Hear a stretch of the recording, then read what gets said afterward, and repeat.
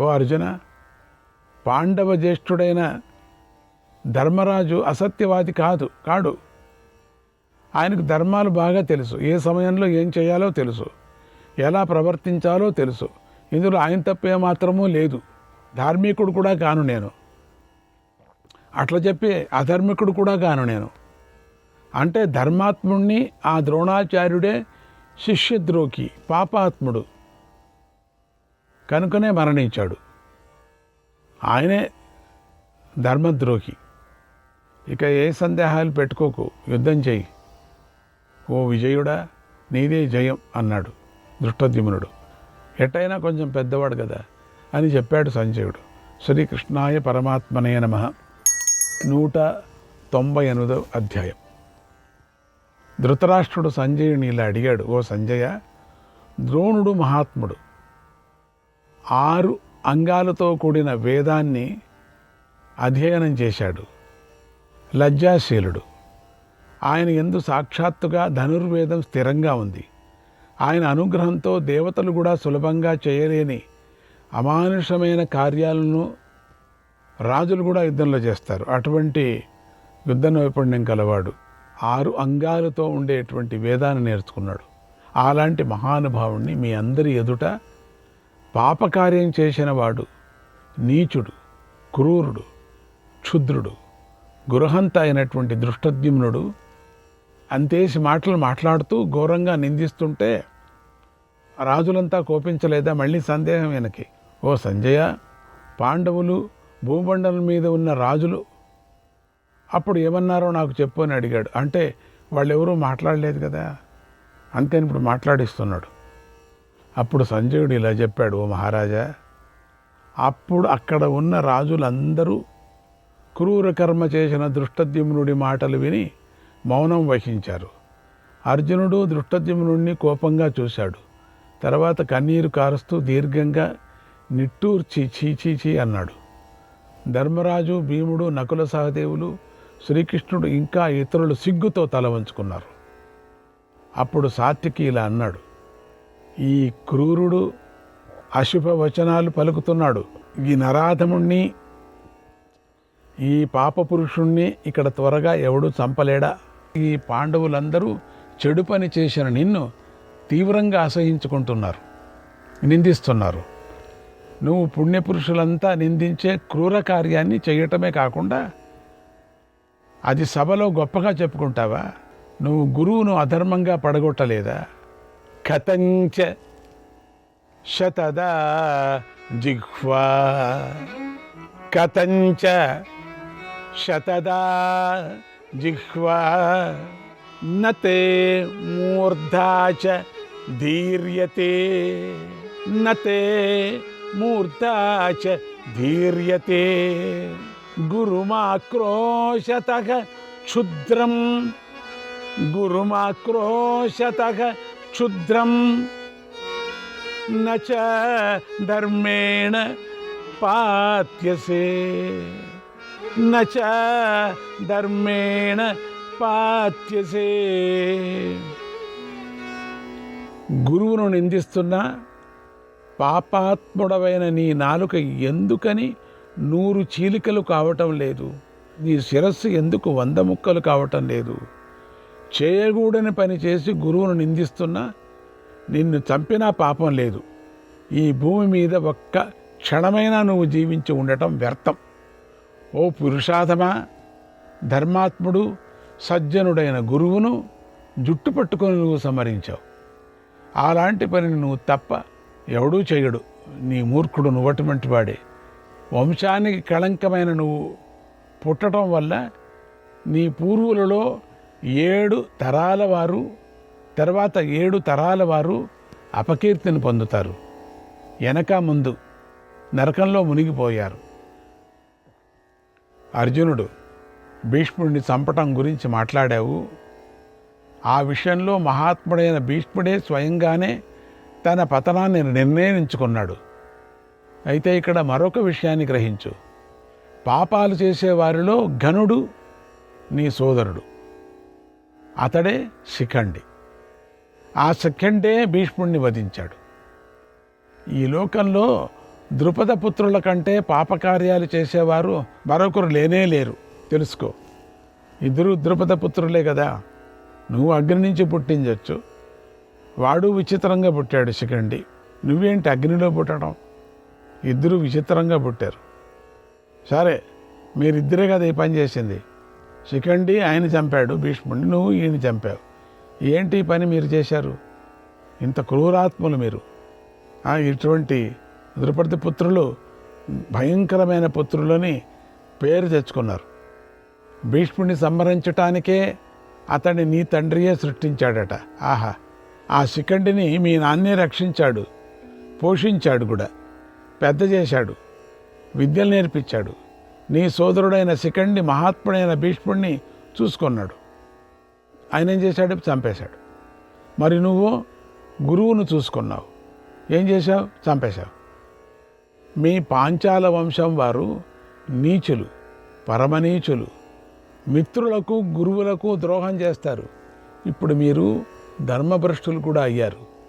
సోదరుడితో కూడిన నీ వల్ల నీ వంశీయులందరూ ఉత్తములకు నిందించదగిన వారయ్యారు.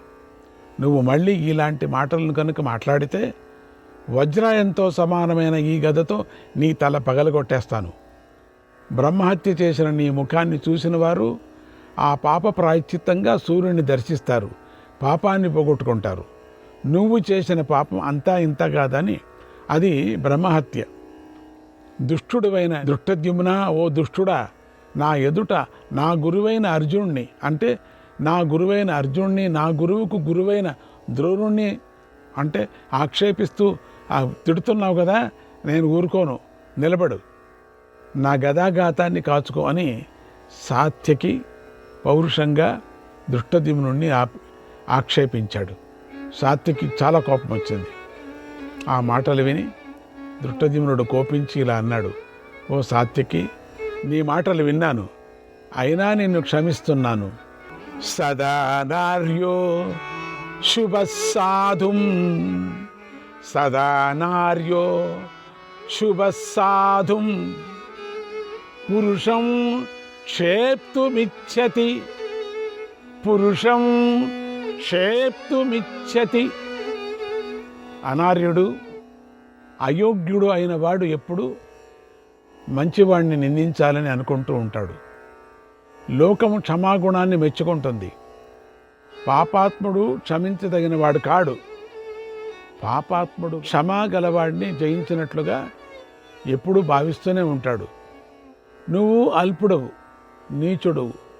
చేతులు తెగిపోయి ప్రాయోపవేశం చేసిన భూరిశ్రవుని చంపేటప్పుడు అందరూ వారిస్తున్నా కూడా నువ్వు చంపేశావు. అంతకంటే పాపకార్యం మరొకటేముంటుంది? నేను ముందుగానే ద్రోణుని యుద్ధంలో దివ్యాస్త్రాలతో వధించి వేశాను. తర్వాత శస్త్రాలు విడిచిపెట్టినప్పుడు వధించాను. ఓ క్రూరాత్మ, అందులో పాపమేముంది చెప్పు? ఓ సాత్యకి, చేతులు తెగినవాడు, యుద్ధం చెయ్యనివాడు, ప్రాయోపవేశం చేసి ముని అయిన భూరిశ్రవుణ్ణి చంపిన నువ్వు ఇక ఇతరులను ఎలా నిందిస్తావు? ఒకరికొకరికి అక్కడ ఎవరెవరు ఏమేమి చేశారో అందరికీ ఒక్కొక్కరికి బాగా తెలుసు. వీరుడైన ఈ భూరిశ్రవుడు నిన్ను కాలితో తన్ని భూమి మీద పడేసి లాగినప్పుడు నువ్వు ఎందుకని ఆయనను చంపలేదు? అప్పుడు ముందుగా అర్జునుడు ఓడించిన భూరిశ్రవుణ్ణి తర్వాత అయోగ్యుడివైన నువ్వు చంపావు. నేనైతే అలా కాదే. ద్రోణాచార్యుడు వేల కొద్ది బాణాలు ప్రయోగించి పాండవ సేనను తరిమిగొట్టుతున్నటువంటి ప్రతి చోటికి వెళ్ళాను. ఇలాంటి పాపకర్మ చేసింది నువ్వే కానీ నేను కాదు. నువ్వు పాపకర్మల పుట్ట. ఇక మాట్లాడకు, నోరు మూసుకొని ఉండు. ఇక మీదట నన్ను ఏమీ అనటానికి వీల్లేదు. నువ్వు నన్ను మూర్ఖంతో పరుషంగా ఏమైనా అంటే నీతో నేను యుద్ధం చేస్తాను, నేను యముడింటికి పంపిస్తాను. ఓ మూర్ఖుడా, కేవలం ధర్మాన్నే పట్టుకొని ఉంటే గెలవటానికి వీలు కాదు. ఓ సాత్యకి, దుర్జ్ఞేయక సపరో ధర్మక, దుర్జ్ఞేయక సపరో ధర్మక తథా ధర్మశ్చ దుర్విధః యుద్ధస్వ కౌరవైః సార్తం మాగాః పితృ నివేశనం, మాగాః పితృనివేశనం. ఎందుకంటే ఉత్తమమైన ఆ ధర్మం మనం తెలియటానికి వీలు కాకుండా ఉంటుంది, అలాగే అధర్మము కూడా తెలియటానికి వీలు కాకుండా ఉంటుంది. కనుక కౌరవులతో యుద్ధం చేయి, వృథాగా యమలోకానికి వెళ్ళకు అన్నాడు.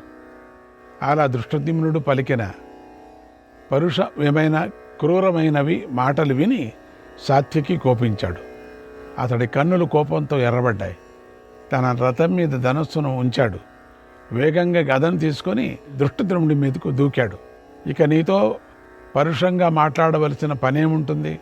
చంపదగిన వాడినైన నిన్ను ఇప్పుడే చంపేస్తాను, నువ్వు చంపదగిన వాడే నువ్వు అని ఆ సమయంలో సాత్యకి యముడికే యముడైపోయాడు. దృష్టద్యుమ్నుడు మీదకు దూకపోయాడు. అప్పుడు వెంటనే శ్రీకృష్ణుడు భీముడిని ప్రేరేపించాడు. వాళ్ళిద్దరూ యుద్ధం చేయకూడదు. భీముడు త్వరగా రథం మీద నుండి దూకి సాత్యకిని చేతులతో పట్టేసుకున్నాడు. కానీ సాత్యకి అమిత వేగంతో ముందుకు వెళుతున్నాడు.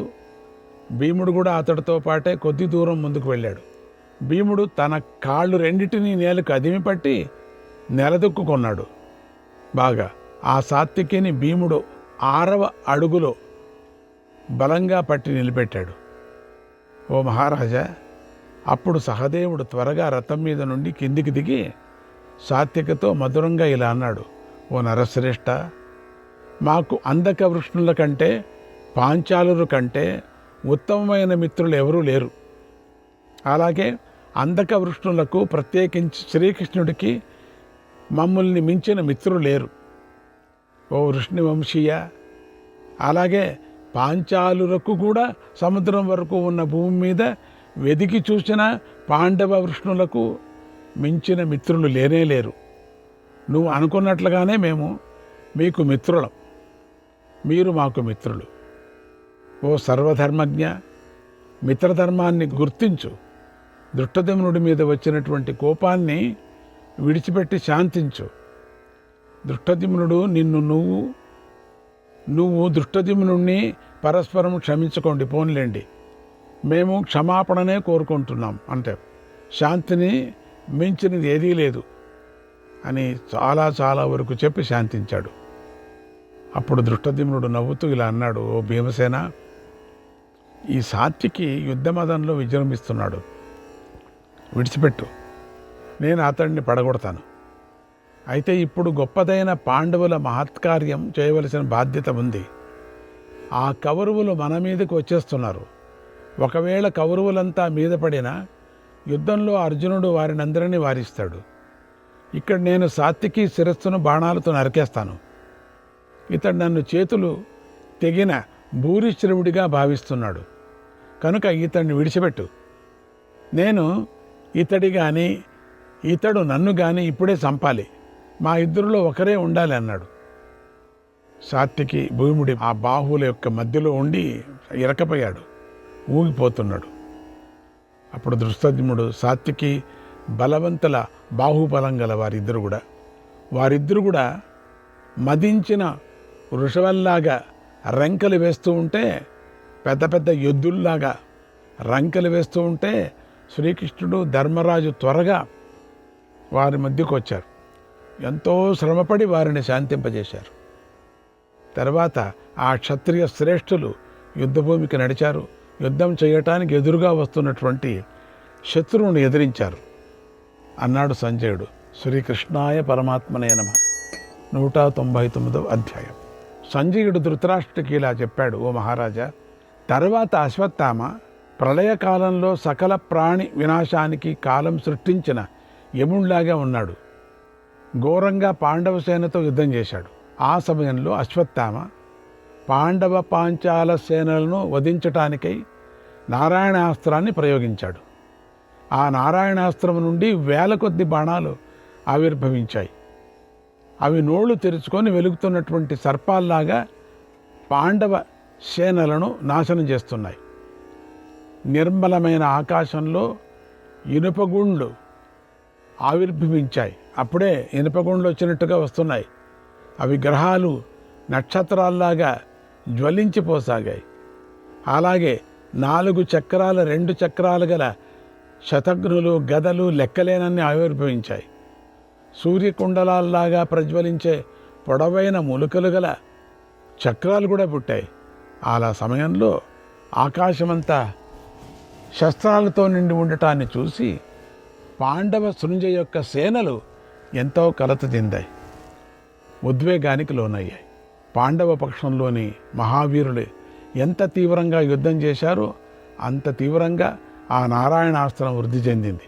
యుద్ధం చేసే కొద్దీ వృద్ధి చెందుతుంది.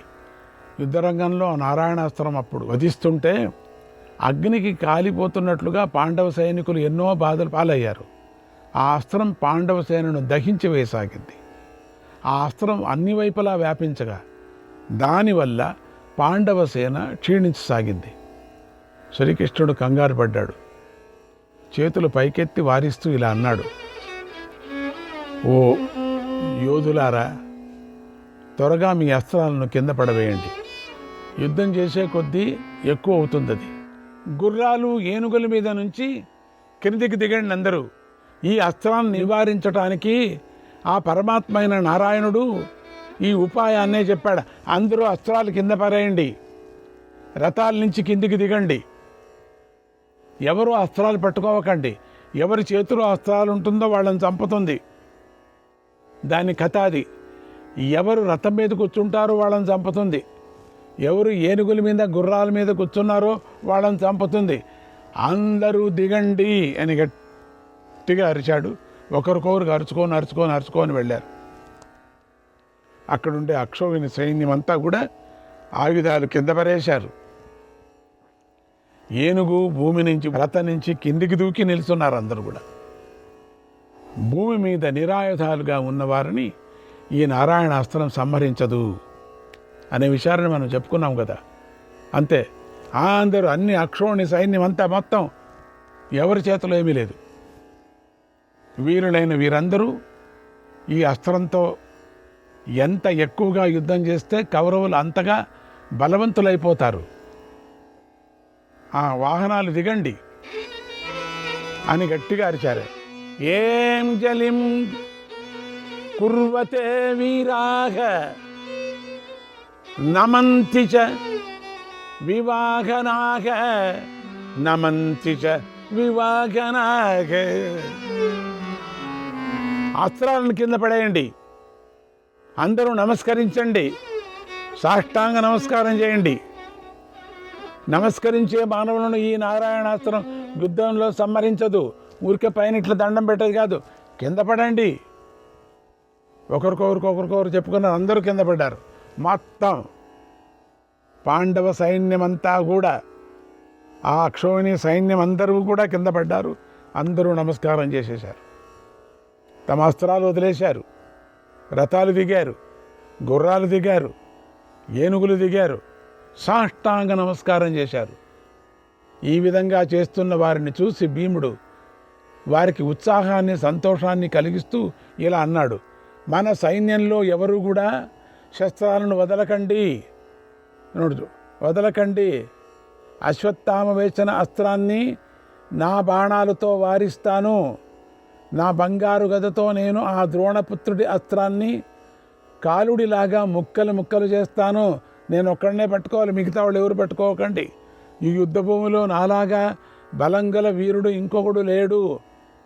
నేను 10,000 ఏనుగులతో సమానమైన బలం గలవాడిని. ఈ లోకంలోని మానవులలో ఎంత బలం గలవాడినో నేనొక్కడనే, ఇంకెవరూ లేరు. నా బాహువుల యొక్క బలం అశ్వత్థామ ప్రయోగించిన అస్త్రాన్ని నివారిస్తుంది. అది మీరు చూడండి. ఈ నారాయణాస్త్రాన్ని నేనే ఈరోజు ఎదిరిస్తాను. ఓ అర్జున, గాంధీవాన్ని క్రింద పడేయకు. శ్రీకృష్ణాయ పరమాత్మనే నమః.